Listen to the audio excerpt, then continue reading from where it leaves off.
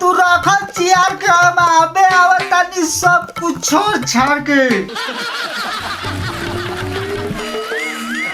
बुरिया करेला लसो लसो ये जीजा बुढ़िया करता लसो लसो रे जीजा तारा बहन चोदो तो हमरा के बुलाले काहेला खोजतावे लंडवा के रहसो ये जीजा। हाँ भाई लोग, आज के वीडियो शुरू करे से पहले हम आप लोग के एगो बात बता दी कि वीडियो बहुत खतरनाक होके वाला बा।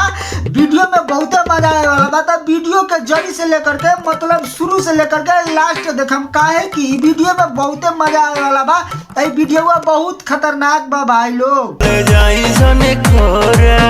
इस वीडियो को सिर्फ मजाक और एंटरटेनमेंट पर्पज के लिए बनाया जाता है। आप लोगों से हाथ जोड़ के विनती है कि आप लोग इस वीडियो को दिल बना ले, मजे के लिए सुने और देख करके भूल जाए। अब ही तो छोट बाटी कोढ़ा ले जाई सने कोरा।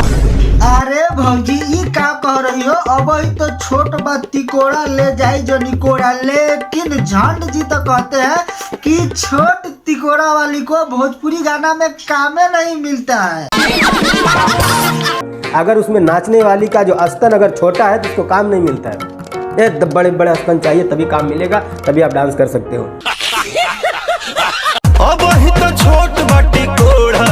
तुम कह रही हो अब ही तो छोट बा तिकोरा। भाई लोग ऐसे भी जेल लेखा से ही भौजी जो हिसाब से तिकोरा ऐसे ऐसे करा तरी वो हिसाब से तो लागत नहीं खे कि भौजी के छोट तिकोरा बा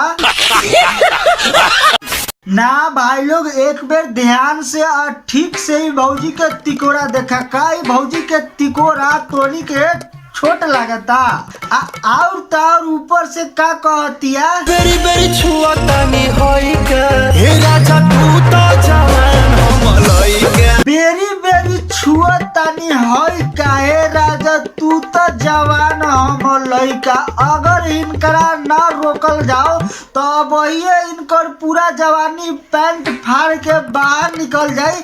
आई कह तरी की हे राजा जी तू जवान बारा हम लइका बारी बहन चोद अबहिए तो तू निकललू है।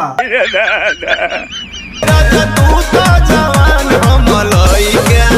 अगर ई भौजी के वजन कइल जाई आज सामने राकेश मिश्रा के आई दोनों के एक साथे खड़ा करके देखल जाओ तो ऐसन ऐसन दूगो राकेश मिश्रा ई भौजी में से अबहिए घरे निकल जाई तब वही भौजी तरीका ज्यादा ही पड़ी। लेकिन ई कह तरीका है राजा जी तू जवान बारा हम बनी लइका हमन ला रहा। हे राजा तू तो जवान हम लइके। तब भाई लोग ई तब बात हो गई कैमरा के सामने के। जब तक ई कैमरा के सामने रहेले ई भौजी कहेले कि ए राजा जी तू जवान बारा हम लइका बानी। जैसे ही कैमरा बंद हो जाला एकनी के ऐसा ड्रामा चालू हो जाला। भानी चियरले बुढ़िया लाड़ सदर राजा जी।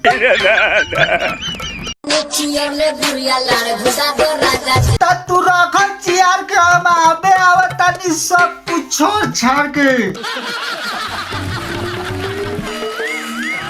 बुरिया करेला लसो लसो ये जीजा बुढ़िया करता लसो लसो रे जीजा तारा बहन चोदो तो हमरा के बुलाले काहेला खोजतावे लंडवा के रहसो ये जीजा। हाँ तो लंडवा के रस खोजता तो रस जाई तो लसो लसो न करी। चोदला पे सो फिर गिरता रे खून रे। हाँ तो कस के चोदबू तो खूने गिरी ना कि हक देबू है भौजी। कस के करवाबू तो खूने ना गिरी। रतिए बनावता रे सैया हनीमून। हाँ तो ज्यादा ही खून गिरता हनीमून मनावता तो ना चोदवावल करा छोड़ दा। लेकिन ना तोहनी मानबू कहाँ। आज का वीडियो यहीं पर खत्म करते हैं। आई होप कि वीडियो आप लोगों को पसंद आया होगा। अगर वीडियो थोड़ा सा भी पसंद आया हो तो वीडियो को लाइक करें, हमारे चैनल को सब्सक्राइब करके घंटा बजा दें ताकि कोई वीडियो डाले तो आप तो पहुंचे सबसे पहले। Thank you, thanks for watching, धन्यवाद।